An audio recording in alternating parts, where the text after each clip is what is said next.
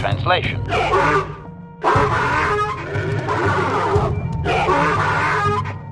Translation. It begins with the ancient times. They were not sand people, for there was no sand. The land was green with life, and they walked without wrappings. Translation. Though the land was beautiful, they lived apart from the land. They built their walls high and saw beyond the horizon. They dared to reach the stars. Translation. There are no words for how long ago this was. It was before the outsiders, before the abduction, before the cities fell, before the builders. Translation. His arrogant people touched the stars, and this sin drew the attention of the builders. The builders did not touch the stars, they lashed them to millstones. Translation. Great demons of metal stripped the world of its riches until all that was left was the green of the ground. The great cities were lifted away. Translation. Those that had used the wealth were taken along with it. Transgressors abducted to serve past the sky, seeding the stars with penitent, adaptable slaves. Translation. There came a time when the builders were also judged for their crimes. After generations, a plague weakened them, and the time of the Great War began. Translation. The builders faltered, and his people realized why they had been punished, so that they understood the crime, and would now strike down the greater offender. Translation. They worked chaos in the machines, so they destroyed themselves.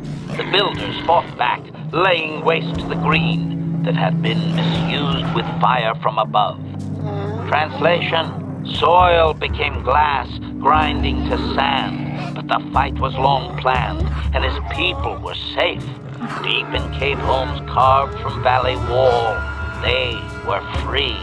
Editing, if I may, Master.